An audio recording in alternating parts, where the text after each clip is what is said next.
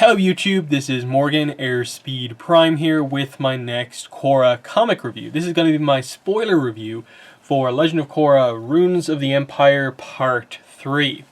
So yeah, the book is now properly out. I'm recording this a little bit before actual release. My copy did arrive. So yeah, let's get into the full details of this book. In my non-spoiler review, I talked about my kind of general thoughts and kind of alluded to a few things, but we'll get into the specifics here. So to quickly recap my general thoughts on the book is that I think it's a solid ending to Runes of the Empire, and that Runes of the Empire overall is the best comic we've had in a pretty long time. I think it's absolutely better than the previous Korra comic, Turf Wars. I don't think there's any debate to be had. I think it's absolutely better than the last Avatar comic, Imbalance, and again, I don't think it's really in question there. And I'd arguably say it is better than North and South, just because it feels like it's more important content and stuff like that. So to me, it's probably most on par with like Smoke and Shadow. It's a book that kind of touches on some important content and is good character-wise, but doesn't maybe deliver just as much as it needs to do. Whereas this book actually touches on a lot of very important content, but maybe struggles a little bit to bring it all together perfectly in the end. I still think, in general, it gets those points across all right, and the spirit of the arc is like maintained, but definitely there's some weaknesses in terms of writing and just consistency across the three parts, and I think some of it comes down to the format of these books and the struggle to put it into the format that they have, and some of it may just be just some writing mistakes, but overall, I think it's a strong book, and I think finally Korra comics, have really got going after a very, rocky start with Turf Wars. So, let's get into specifics here. So we'll go through the book. I'll just quickly run through it sort of, in order here. So, the first notable thing that happens in the book is, of course, Kuvira gets to meet Baatar again. This was the setup from part 2. Kuvira knew that if they want to figure out the brainwashing stuff, they're going to need Baatar, and we get to see that reunion within the first handful of pages. This was in the previews, so I'm not going to go too in-depth into it, but in terms of one of the major plot points of the book, this dynamic, Kuvira and Baatar, I think they do a pretty good job at it, of just getting across that Baatar is still upset with Kuvira about what happened, and it's this really cool contrast at the start of the book of like, she doesn't really know what to say to him because she does feel terrible about what happened, but she tries to sort of explain it away at the start. I feel terrible about what happened, but you remember all the pressure we were under. I'm sure if you had been in my position, you would have. Baatar cuts her off. Tried to kill my fiancé with a blast of spirit energy? Never. I loved you, Kuvira. And he says, when Mother told me you were coming, she mentioned you were trying to change. I didn't believe her. I had to see for myself, but you're exactly the same. And he just walks off, shuts the door in her face, doesn't really want to have anything to do with her. Now, over the course of the book, we'll see him sort of calm down. And in general, that seems to be a thing that they do a lot with Kuvira. A lot of people have very harsh reactions to Kuvira, but once they actually interact with her for a few scenes, they do realize that she is different, that she is trying to change, and they lighten up a little bit to her and kind of give her that chance. And that's basically what happens to Baatar. It's what happens to sort of Suyin over the course of the book as well, in that even already here, the fact that Baatar says the line, when Mother told me you were coming, she mentioned you were trying to change, that Suyin is already talking about that, oh, it looks like she's trying to change, and that's a positive sign for that dynamic, the mother-daughter dynamic. So that's pretty good. We of course have Korra be the one to go in to talk to Baatar to actually get him on board with the plan. We cut to the other side of things, and we have a brainwashed Wu, of course, inform the mayor of Gowling about that the election, the voting is taking place today. And basically the effect that this has on the plot is that while they're in Zaofu trying to figure out what to do next, it's already happened. So, when we cut back to it, basically, Guan has already won the election, and we just have to do heavy action to basically deal with him, which is what Kuvira does. So then we get Kuvira. Everyone's kind of eating at the table together, and Batar is, comes in a little bit later on after Kuvira's wondering, like, is Batar going to get involved? Korra says that he is, but he is still upset at you, Kuvira. But anyway, Batar comes in and basically says, we can kind of reverse this, and then hopefully, Toph will get voted in, and I think the Toph point of like the whole plan is to get Toph in as the new governor. It was fine at the time. I think in reflection, it doesn't work so well over the course of the entire book, because one, I thought it was a bit all over the place the way they went about kind of getting Toph involved in this, of like somehow Wu's vision in the swamp applies to Toph somehow, so she is willing to go ahead with this even though she's not at all interested. Okay. But I get they're using her sort of celebrity name to try and get an advantage, but you can see by the end of this book it just becomes a little bit of a dropped plot point, and she's here more or less to have that whole 3 generations of Beifongs going on. So we do get like this interesting thing, I suppose, with Korra and Asami. Again, it's one of those things, they devote a few scenes to this dynamic, of course, because it's like the main relationship, but I don't think it accomplishes anything. Like, we get this scene here of just a brainwashed Asami and Korra. She tries to touch her hand, but of course Asami sort of slaps it away, and Korra is still having to deal with the fact that Asami is not herself, and you get the idea across. It's nice enough, but I do still maintain I think it's backwards. We've seen Korra react like this before because Asami was kidnapped in Turf Wars. I don't know why they didn't have like Korra be the one to get brainwashed and have Asami and the rest of the crew have to get her back.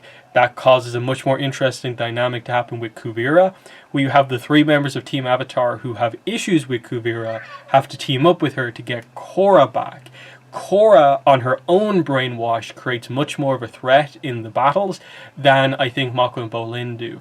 Mainly because I don't think they write Mako and Bolin to be as threatening as they really should be, in that, like, together as teammates, they are incredible, because, like, Mako is incredibly talented, lightning bender, noted prodigal firebender, and then Bolin, kind of, I suppose, late bloomer with regards to the fact, oh, he's a lava bender, but, like, they don't really get that across too well. But anyway, we move on. From here, what happens is that they go into the research on the brainwashing. So a bit of time has passed, and so Kuvira and Batar have been working together, and you can see that already their dynamic is just a little bit better. They're talking to each other a little bit more, even if there's still a sort of coldness between them. Mainly Batar not wanting to kind of, give too much to Kuvira. Kuvira says, you've outdone yourself, Batar. This looks almost exactly the same as the device in Dr. Sheng's brainwashing lab. And he just notes, your description of her setup was extremely helpful too. You always had an excellent memory. So just a little bit of a compliment back and forth there gives you a hint about, where things are going. So they try to reverse the brainwashing by kind of gradually upping the sort of electromagnetic pulses intensity. Kuvira reads out the orders, like, you will no longer obey Commander Guan, the Avatar is no longer your enemy, your mind is yours again. But again, it happens a few times. It's not working regardless of what intensity they use. It's just, they basically spend all night doing different settings, and it's just not working. Asami remains brainwashed. This is when Kuvira comes up with the idea that, what if we use the device on someone who hasn't been brainwashed to get sort of a baseline and go from there? Batar figures, like, actually that's a really good thought. That might actually, get us the solution. The difference between Asami's readings and someone who hasn't been brainwashed will explain how to sort of get one to the other in a way. So Korra sits herself down and is like, okay, I'm going to be the test subject. And they're like, no, it'd be best to avoid the Avatar's mind getting scrambled. Kuvira steps up. I'll volunteer. Everyone's a bit shocked by this. It's like Batar, Korra, and Sue are all like, you don't have to do this, but she says she's going to do it. Commander Guan and what's left of the Earth Empire are my messes to clean up. And we get the notable progress here. Batar, maybe she's changed more than I thought. So as they do use the machine on Kuvira, unbrainwashed, this is what triggers the part 3 of Kuvira's flashback. So we got a flashback in part 1, a flashback in part 2, and here's our part 3 flashback. Again, it was only like a page and a half in part 1, a page and a half in part 2. Here we get like 2 pages and a bit. So here's what happens in the flashback. Opal, a younger Opal, comes into Opal's room. Get out, Opal, it's my turn. You get out. This is my room and my dollhouse. And then Kuvira gets angry and says, fine, if I can't play with it, then neither can you. And she uses her metal bending to sort of crumple up the metal dollhouse. Opal immediately screams for Suyin, her mother, and she walks in. Why did you do this, Kuvira? And Kuvira says, I don't know. And interestingly here, if you don't learn to control your violent impulses, you're going to hurt someone in this family, the way you hurt your mother. Do you understand? And she just says, you can't tell me what to do. And as she walks out, Opal says, aren't you going to punish her, Mom? We have to cut her some slack, honey. Your sister's been through a lot. And Opal says, she's not my sister. She's a stray dog nobody ever wanted, not even her real parents. And we see the angry Kuvira switch to this kind of interesting, like, a little bit hurt Kuvira as she hears Opal say this. So it's this... this is what I like overall in Runes of the Empire. They're really playing with this idea of that, you know, Kuvira was this sort of wild child growing up, that she had this, you know, power, skill at earthbending and metalbending from an early age, but really couldn't control her sort of, you know, impulses. If she wanted to do something, she just did it, and then she never took responsibility for her actions. And the result at this point in the flashback is that her parents have had to give her away because of incidents like her breaking stuff and never admitting she did it, and also this newly revealed thing here of Kuvira hurt her mother. This is later touched on in the book where Kuvira says herself. Let me go back to it here. I think I skipped past it a little bit. Which page is it? Yeah, here. I want to forget how I lost my temper and nearly killed my own mother. So Kuvira admits that herself, that this was an incident that nearly happened. She nearly killed her mother in one of these like loss of controls.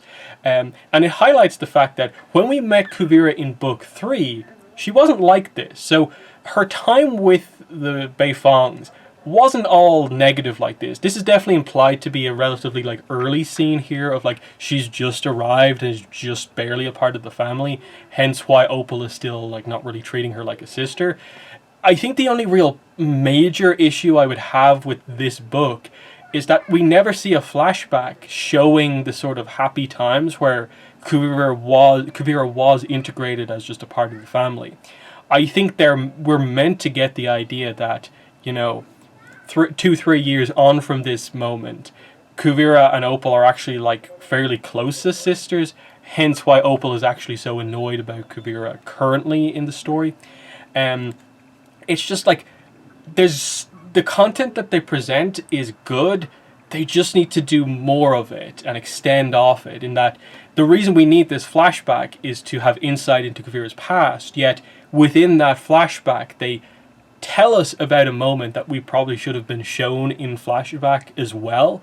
It's like we arguably should have had a flashback within a flashback here to show that moment, that show her parents' reaction to Kuvira attacking the mother, because this presents this interesting idea of like, overall, I'd say one of the more nuanced discussions to come out of this book, and I still don't really know what way to view it, is what way the book is asking you to view the dynamic between Kuvira and her parents.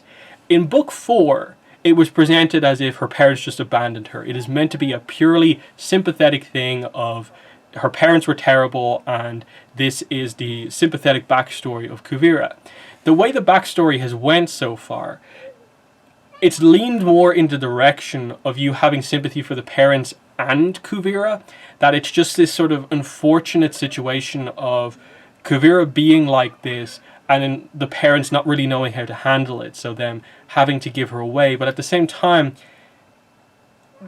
the impression you get from Kuvira is that like she was abandoned, when in fact from one point of view, you could look at it as like her parents specifically chose someone who would be able to handle the sort of violent aspect of Kuvira with the bending, metal bending in Suyin, and made sure that she had someone who would take her in. So yes, her parents like gave her up, but it was like giving her up to someone who could actually raise her properly. Now, I suppose the problem here is ultimately that the parents seemingly just have no role in her life after this point, and that's a very negative thing as well. But I think you are meant to have a kind of point in the middle of like, Kuvira is not entirely responsible for what happened, and the parents aren't also entirely responsible. That Kuvira has always had this issue from all the way back then of not taking responsibility for her actions and being kind of rash in a way as well. In that you definitely can see that like this is like younger Korra if Korra was more aggressive and more of a troublemaker, because you can see how like energetic younger Korra is. So in a different direction, Korra might have gone down this road. Like that's the kind of style of comparison you're, I think, meant to be making here. But still, there's a lot to discuss, but it's because they're a little bit vague, I think, is the only thing here. In that, what are you meant to take away from that? They leave on the note of, no one ever wanted her, not even her real parents. And it's like, that is true to a certain degree, but not entirely. And it's also partly caused by Kuvira. But, how much can you blame it on, Kuvira being this young and stuff like that? So it's a complicated issue, but I like that it's complicated. So as we come out of this, it's revealed that we got exactly what we needed, and they immediately go back to Asami. And now with this extra data, they tell her the orders, and Asami is back. So we get the reunion scene of Korra and Asami here. And here's the problem. As nice as it is, nice hug, Korra's happy to have Asami back, Asami's happy to be back. That's it. There's no big thing, there's no plot development, there's no character development. It's just, we're back to the way things were. Because it's only been a day or two. In the grand scheme of things, Asami didn't do or really say anything that bad during her time brainwashed. So there's no issue here. It's just, we have Asami back. That's it. And this, I think, is the main problem with the brainwashing plot, is that it's a big plot, that this was a huge part of the entire series. And in the end, it being resolved here is just, move on. There's not much kind of impact to it. But anyway, after this is when they hear over the radio from basically everyone, including Zhu Li, that Guan has won the election, and so they're figuring out what to do. And Zhu Li's just like, okay, bring Kuvira back. We don't need her to cause any more of a mess than there already is. And so the plan here is that Kuvira is about to be sent back to Republic City. She's going to be locked up again. Her opportunity to act and like redeem herself is gone. And she goes over to Baatar and says, I guess you're getting your wish. You'll never have to see me again. He says, have a safe trip back. And then she opens up a bit here, interestingly, and says, it broke my heart when I had to choose the Earth Empire over a life with you. I realize I can never repair our relationship or make up for all the pain I caused you, but I want you to know I truly did love you. And it's an interesting one because you can read a lot into, I suppose, kind of what exact expression, what that is. I think you can tell here that the expression is meant to be like, he believes it as being like a sincere statement from Kuvira, but that he's still very upset about how it went down, and it's not like immediately going to be they're back together right now. He does say, it was nice working with you again, Kuvira. So it's just that slight opening of the door again, that like maybe one day they can be together again, and because Kuvira seemingly has changed, and we'll see how it happened. The only thing with, I think, the Kuvira-Baatar dynamic over the course of this book is, again, like I've been saying, it could have used a little bit of a flashback to show, show context to her saying that. Like, it's great, that's what we were waiting for. When Kuvira made the decision to choose the Empire over Baatar, did she care about Baatar at all, or was she using him? She says it right here, she truly did love him. Now, show where that came from, and that's just basically show backstory to how their relationship actually came about. Like, was this something that was like almost like destined to happen from much earlier, that like as kids they kind of had an attraction towards each other, or was it something that literally only happened during the like book 3 to 4 sort of incident kind of time period? Because it didn't seem like they were a couple in book 3, even though of course they didn't interact, but like it didn't seem like they were in any way in the scenes together. So was this something that was maybe going to happen at some point, or just coming about now? That's what I kind of just wanted to see. Especially see the scene of them deciding to leave, the actual scene of betrayal that is basically the scene that causes all the issues between the Beifong family. I'm amazed that to this day we don't have like a full version of that scene. If I remember correctly, it's like a 2-second shot or something like that from the show, as they basically just say what happened. So definitely some weird stuff going on, and that, you know, I don't think it's an inherent problem with this book that it doesn't show that scene. I think that's a scene that should have been in book 4 than anything. So it's not a problem with the comic necessarily that scene's not here. Next scene I think is very similar to the previous Korra Sammy scene, where like a lot of fans are going to be very excited about it because of course, you know, it's revealed that, you know, Korra and Asami sharing a room, sharing a bed, but the scene itself is kind of just very obvious, and it's like, okay, yeah, that's cool. Like, what else are you going to do? Sammy says, I can't get over what happened. It's so strange not being able to remember whole days of my life. Did I say or do anything I might have regretted? Korra looks at Asami as if to say, like, you kind of did, but then her response is actually, whatever you might have said, it doesn't matter now. I know it wasn't you talking. Asami says, still, but Korra just hugs her and says, let's put that behind us, okay. And that's it. It's just, you know, you had a hug already. Here's another scene for Korra and Asami to hug. And again, like, it's more to set up the fact that, like, Kuvira opens their door and is like, okay, we need to get going here. Kuvira has just left. She took a plane and is heading somewhere. What do we think's going on? And the setup here is that, like, oh, has Kuvira actually betrayed everyone? But, like, we as the audience know she hasn't. And I like that immediately Korra's like, I don't think she has. And she explains, it's thanks to her that you're free in Gaoling. She warned me that Guan had brainwashed you, and she even volunteered to be tested on so you could get your mind back. And Asami's a little surprised at this, like, oh wow, Kuvira did all that stuff. And I like that Su Yin actually is kind of on Korra's side here. Do you have any idea where she might be heading? And, you know, Korra knows Kuvira because they're similar styles of character. She's going after Guan, so that's the setup here. They're now heading out to Guan. Kuvira is already heading there. This is where the kind of finale sequence is basically going to happen. So, you know, I think that's all fine. Of like, there is a certain level of trust here because we know back in like part 2, Kuvira had the opportunity to escape. She was out on her own. After the others got captured and she was able to escape, she could have just went wherever she wanted in that car that she was in.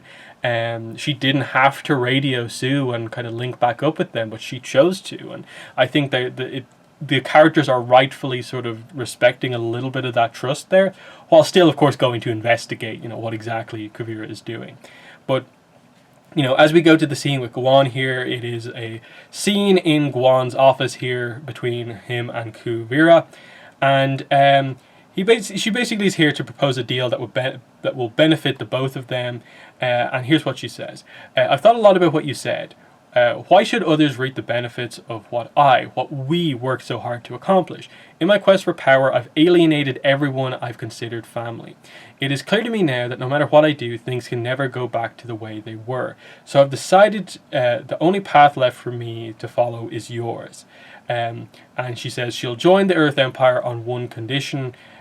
He thinks it's like to be the leader, but she says, no, that's not what I want.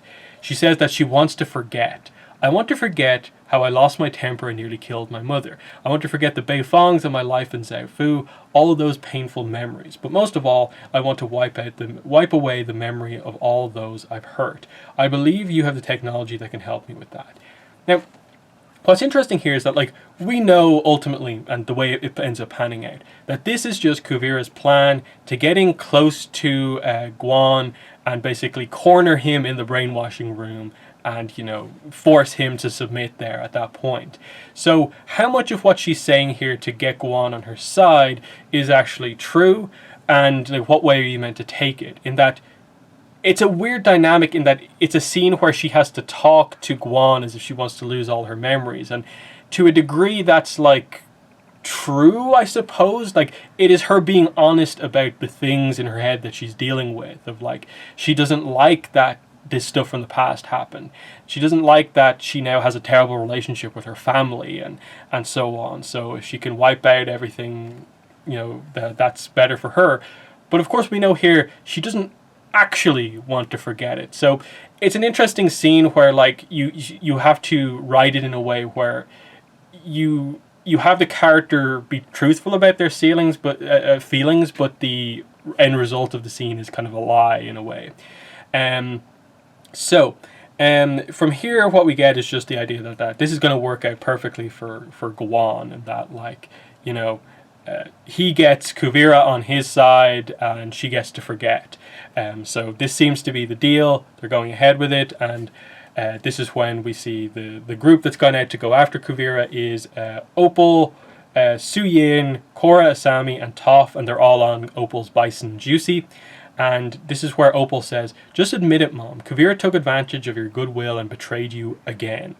Sue says, "We don't know that for sure. Until I learn otherwise, I'm giving her the benefit of the doubt." And Opal, in another one of her sort of like snappy moments, says, "Just like you've always done," which is similar to, I suppose, the dynamic from the flashback.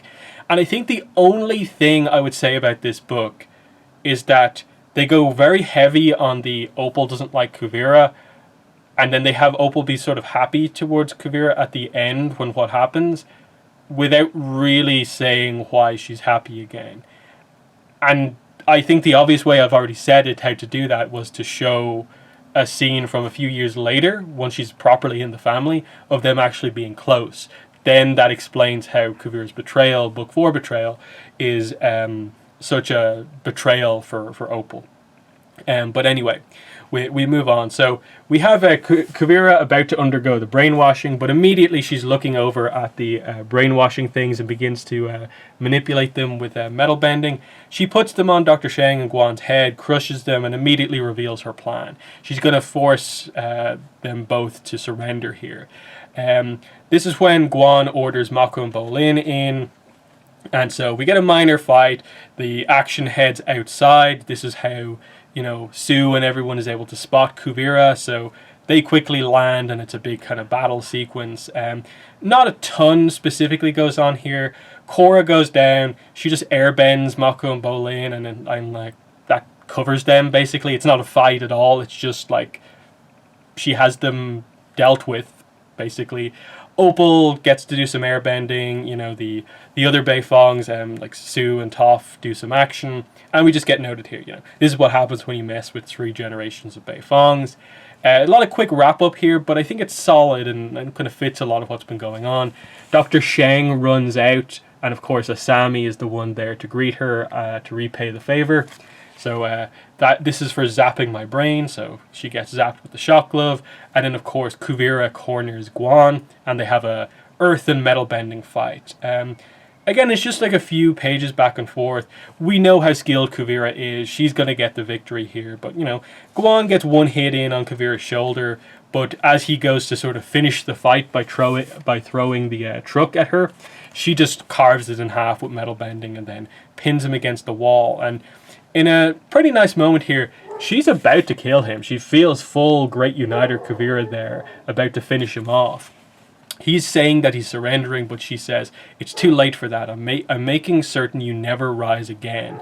Sue urges her to stop. Killing Guan won't solve anything. It won't bring you peace. And she admits that you're right. I really like the way the panels change here.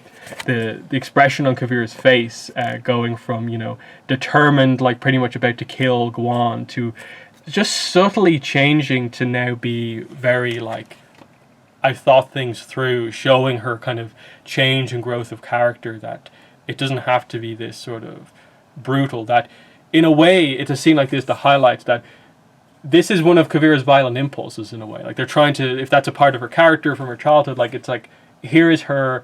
If someone wasn't there, maybe she might have killed Guan, but she has changed and has more control over them, because the Kuvira we met in Book 3 I don't think, I never got the impression she had those violent impulses. And control is also an aspect of like great uniter Kuvira, I'd say. So, you know, it highlights that during her time as part of Suyin's family, being Suyin's daughter, she did develop, and that violent impulse aspect of her did fall away. So that's something that she sort of gained from her time with the family. But she does tell Guan here, "You're finished, and the Earth Empire is over for good." He orders everyone to stand down, and that's it, over. It may seem very, very quick, but the whole idea here is that Guan thinks he's this amazing leader and charismatic guy, that he will have, he'll be a better leader of the Earth Empire than Kuvira ever was. When the entire series, I think, has been about highlighting that he's not. That even Kuvira trying to redeem herself is still a better leader, is more charismatic than he is. The fact that he has to use brainwashing to get enough support to win an election. The fact that ultimately he's much more of a coward than Kuvira is. He's much more quick to surrender than she is. That like Kuvira's will is so much stronger than his. That it's a real moment that just highlights that, she is just inherently better than him. So that's why I'm fine with it being resolved relatively quickly like that. And then, it is very quick resolution here. Here's the page where Wu, Mako, and Bolin are unbrainwashed. And you can see how quick it is again. Quick hug between like Opal and Bolin, Wu and Mako, and we move on. We move on to the mayor of Gaoling, who thanks Korra for helping deal with this kind of brainwashing plot. But she actually has to say, actually, you should be thanking Kuvira. If she hadn't taken matters into her own hands, Guan would still be in power. But this doesn't mean you're off the hook. I have my orders to take you back to Republic City, and Kuvira knows this. The mayor then asks Wu, okay, what is the plan with regards to elections? And so we get Wu's speech, and here is the resolution within Runes of the Empire for the democratic elections in the Earth Kingdom, election in Gaoling. Really nice speech. I think this arc comes to a pretty nice end here. I was actually able to predict pretty much exactly the way this would pan out, and I think it makes sense. It's something they'll touch on as the comics go forward, but it would have been way, way, way too quick to happen in the way they were saying it was about to happen. It has been a trying week for all of us, and I can't help but feel responsible. I was so eager for change that I pressed ahead with the election despite the objections. Upon reconsideration, I've decided to alter the Earth Kingdom's path towards democracy. Each state will come up with its own timetable for elections according to the wishes of its citizens. I refuse to force my will upon the people, the way Commander Guan forced his will upon me, and so many of you. The United Republic took decades to elect its first president. Expecting the rest of the Earth Kingdom to become a democracy overnight wasn't realistic. I understand that now. I'm still committed to transforming the kingdom so that its governments represent everyone, but until that time comes, I will continue to serve as your king, and I hope to be the strong, compassionate leader you all deserve. And he gets claps, he gets cheers. It's very positive reaction to this speech, and that what's needed in the Earth Kingdom right now is stability in the aftermath of Book 3 and 4, and now this happening. So, good plan here to keep that on the table, but wait a little bit until things have calmed down and it's the people can focus on like, actually, yeah, we do want that now. Quick, back and forth between Wu and Toph getting across the idea that like, oh, Toph's off the hook, we don't need her anymore for politics. He still says, I'd like for you to consider, going up for election at the time. But she just says, I've had enough with the political shenanigans. I prefer the swamp. At least there, the predators are honest about wanting to eat you. That's a nice line from Toph. That's her view on politics, and you can respect her wishes there. I don't really think we'll see Toph jumping into elections when they do happen. Which again, it makes it still sort of confusing about why they specifically went for the way they went for it in here, by using Toph. But here we cut back to Republic City, the trial of Kuvira. So here's the aftermath of this. The Guan, the Earth Empire has been dealt with. We return to the trial, which started off the series basically. So Varric's called to the stand. He basically just gets across this quick scene of like, she asked me to do Spirit Vine technology research. When I refused to do it after I thought it was too dangerous, she threatened to kill me. she's a horrible person. And there's just a quick, like, look, he doesn't need to go on from Kuvira. I confess to everything. So here's her, bookmark speech, I suppose, for the finale here. I refused to turn over emergency powers and took over the Earth Kingdom because I thought I knew what was best for everyone. I was wrong.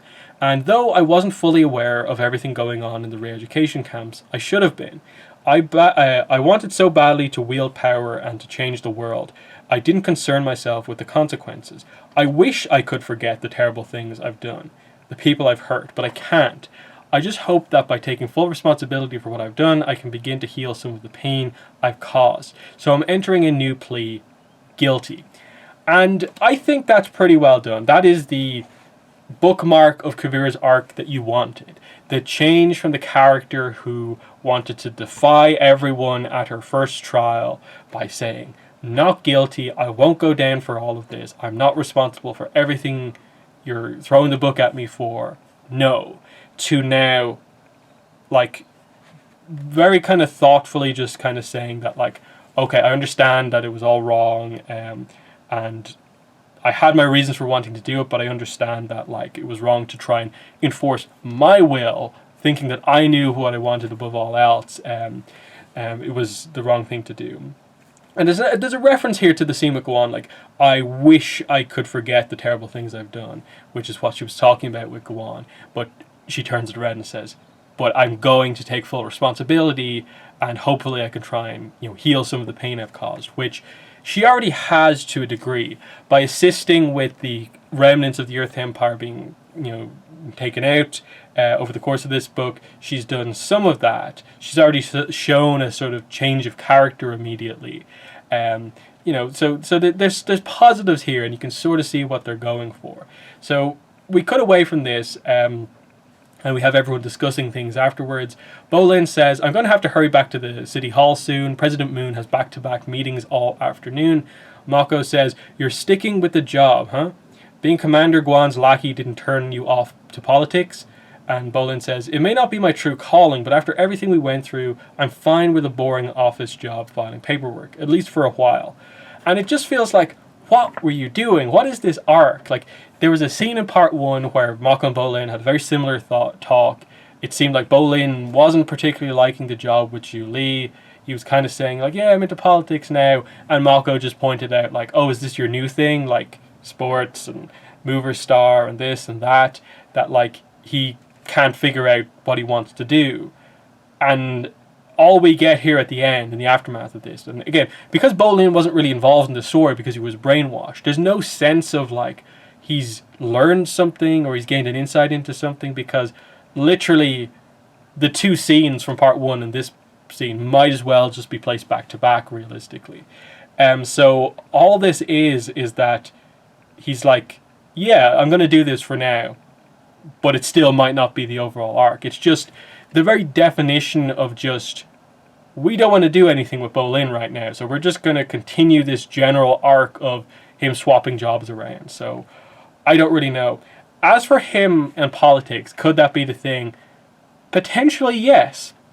He has the sort of celebrity appeal because he's a mover star, former pro-bending star. The people of Republic City love him. He has a great relationship with the people and can work a crowd. We know he cares about people, and that when he was part of the Earth Empire, the thing he really cared about was helping people more so than anything. So there's definitely, like, the traits there that would, like, yeah, in a position of leadership, he could do something good for the people. It's all about, developing him to that point, which I suppose he's going to get some of that, development, be thought some stuff about politics by working with Ju Li.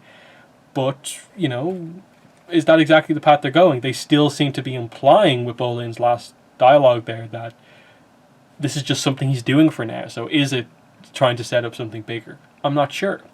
So kind of confusing arc there, but at least they did something with Bolin, I guess. They touched on something. So Kuvira walks by everyone, and Korra says, I respect you for everything you said in there, Kuvira. You really redeemed yourself. Mako says, and I never thought I'd say this, but I'm grateful for what you did for us. Bolin says ditto, and then Asami says, It's going to take me a very long time to forgive you for taking my father's life, but I'm glad you were on our side this time. Me too. Now, this is a page that I'm sure people are going to discuss more now that the book's kind of officially released, but I've already seen some discussion about this page of like people freaking out about like, I can't believe they have all the characters forgiving Kuvira, and like Kuvira's redeemed already, you know, one comic series and they've already, redeemed her completely. Like, I can't believe Team Avatar is now like friends with Kuvira. And it's like, read the dialogue. That is not what it's saying, like, at all. Korra, yes, is very on Kuvira's side, and of the members of Team Avatar, she's probably the one who gets Kuvira the most and is most willing to give Kuvira some leeway. But all Mako says is, I'm grateful for what you did for us. I'm grateful for you being the key player in reversing the brainwashing. That if not for you, I would still be a brainwashed drone still supporting Guan. And Bolin just echoes that statement. Nowhere in this dialogue does it say that they are now best friends with Kuvira. It's just that they can thank Kuvira for what she did for them, something good, despite some of their negative interactions with her in the past. That's all. They're a little bit more positive towards Kuvira than they were at the start of this series. I don't think this means they're complete friends. Hence why they don't really have a dialogue back and forth with Kuvira. The character who does get a dialogue back and forth with Kuvira is Sue, her mother. Similarly, what Asami says, it's like, literally, it's going to take me a long time to forgive you for taking my father's life. They address this, and that, I like that Asami doesn't leave like off the table the idea that maybe one day she could forgive Kuvira. If Kuvira shows over a bunch of time that she has completely changed, that maybe there is potential for them to be closer or whatever.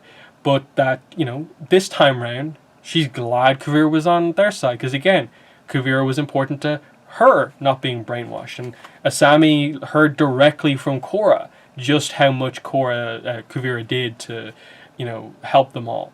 So that's all this is. It's just that over the course of this book, the characters can honestly look at Kuvira and see that she has changed, she is trying, and I don't have a problem with the characters being written to respect that in a way about Kuvira, to acknowledge that, and not just hold a grudge because of the past.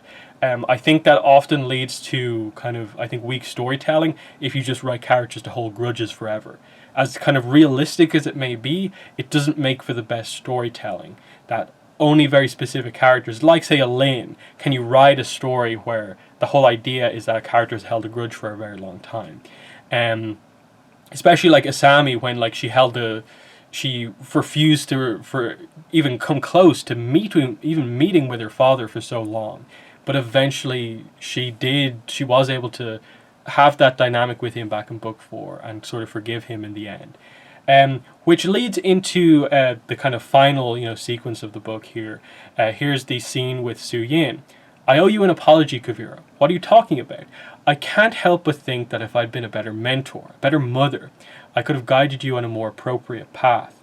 Kuvira's response is, when you took me in, I was a wild, arrogant little girl and cared for... You took me in when I was a wild, arrogant little girl and cared for me when no one else did. There were so many times over the years when you could have abandoned me, but you never did, not even when I was at my worst. So you have nothing to apologize for. I'm the one who is sorry I never fully appreciated what an amazing, selfless mother you are. And they have a really nice hug here, and this is something that I think was sort of relatively well earned over the course of the book. With Sue, all it really took was that dialogue opening to kind of really calm her down. Yes, she was incredibly frustrated with Kuvira at the end of book 4, very harsh to her there. But all it took was like, Kuvira had that opportunity to escape, but she radios Sue in that moment of need. Sue answers, the dialogue is opened, and she's even relaying to Batar that I think Kuvira is changing. And the fact that at this point now, their communication is like this, that Kuvira is able to acknowledge the idea of like, you don't need to apologize. You did so much for me at like my lowest moment. You took me in to your family, cared for me, and never abandoned me. That's like her finally being able to, I suppose, see that. Again, this is where I think it would have been really good to, if at all possible, maybe slip in a very happy moment, flashback of like Kuvira with the family, a nice like Suyin and Kuvira moment from when she was younger. That would have been really cool to have here.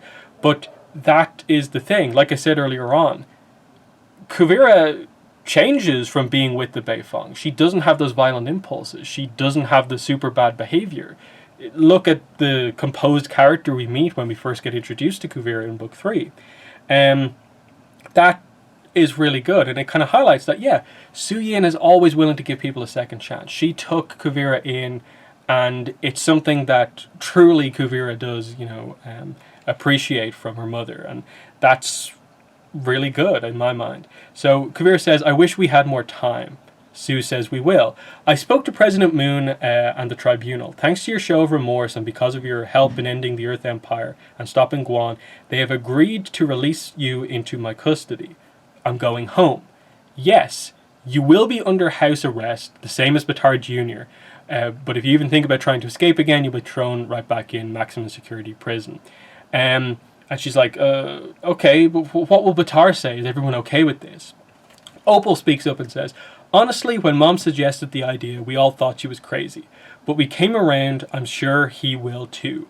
You may not have been born a Beifong, but you'll always be part of this family. And we end on the nice page just showing the Beifong family, everyone who kind of has been part of this series up to now. Look, I get that some people are going to be like, oh, that's a very light punishment for Kuvira, but she still has received the punishment. There's no time given for it, so it's like she seemingly has life house arrest or something like that, and that's a relatively heavy punishment, while also acknowledging the series doesn't want to just forget about Kuvira. Kuvira is not going to be one of these characters like an Ozai or Zahir, where they just want to see in prison forever.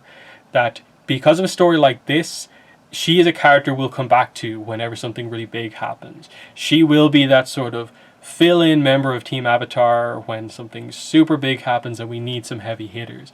And I'm glad that the book managed to get her into that position where if we absolutely need to, we can go to Zaofu and we have Kuvira there, we have Batar there, and like we have that structure to make something happen. Also, if we ever have a like Beifong centric story at some point, there's so many dynamics to go into. Batar and his father, Kuvira and Sue, Kuvira and Batar, Kuvira and Opal now is kind of an interesting one since this book sort of went into it a little bit more. That's the benefit you get out of this. Whereas if you just punished Kuvira, if you just basically said, that's great and all, Kuvira, you've changed and developed and were very helpful over the course of this story, but you're still going away to life in prison. That's just a very like, okay story.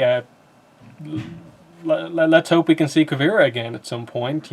I assume she'll have the cell next to Zahir, so if we ever go to see Zahir, we can see Kuvira. It's like, they don't want to just repeat the thing of like, we have two villains from Korra who are still alive, just have them in the same position. Instead, one in Zahir, very unlikely that we'll see a change of heart from him. He seems very set in his ways, whereas Kuvira is very willing to change because she had this development to go through, and I think it was pretty well done here.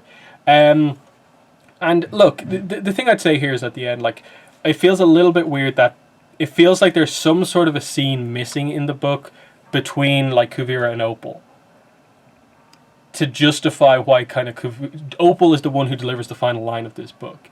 Yet she's the one who's been like snappy comments towards Kuvira the entire time. They showed the flashback to a kind of negative interaction between Opal and Kuvira in the flashback. I just don't know how you write that and then write the final scene and think about it in your head and don't feel that like, oh, we need to actually explain how this gets to here. Now, the thing that to me explains it is just ultimately that like everyone comes to realize that they are family. But the problem, like I keep saying, is just that like, how many scenes do we have of like showing Kuvira as like a part of the family, like happy? None really. I suppose like her introduction in book 3 kind of highlights that she's just there interacting perfectly fine, but it doesn't feel like she's part of the family back then. So to me, that's all that was needed. In terms of this book itself, you just needed something like that to show a kind of happy moment, to highlight that, because that's what you're trying to get back to. Yet it's this dynamic that like we don't even know about, that we're trying to get back to, and it's just, you know, one of those things. Again, book 4 probably should have gone into this a little bit if they planned things out a bit better. But like I said, overall, I'm just happy that this book accomplished something kind of important. They took a main important character, had them go through a character arc across 3 books, and did it relatively well. It's not perfect, but it's so much better than a book like, say, Imbalance, which just didn't do anything with any of the characters. Katara didn't have an arc, Aang didn't have an arc, Sokka didn't have an arc, Toph didn't have an arc, Suki was in the book, but like, no arc. When Rue as a character from Imbalance is the best character arc you can talk about, you know, it really highlights that. Are we really complaining about a book like this where they really do some interesting stuff with the likes of Suyin, Batar, Kuvira, and so on? And that's my point in all of this. I'll give credit to a book for having ambition over a book that doesn't really try to do anything and doesn't make mistakes. If you make mistakes while trying to do something big, that's much better for me. So that's what I'll say for this book, is that like it's been a while since we had anything really big happen in the comics, and this honestly feels like a book where, like, yeah, if you like Korra, if you like book 4, if you're interested in Kuvira, you kind of need to read this book to see what they do. And there's always potential in the return of Kuvira in her next appearance that we go back to this and cover some of that backstory in her next appearance. So that's always on the table. So yeah, that's my review for Runes of the Empire Part 3.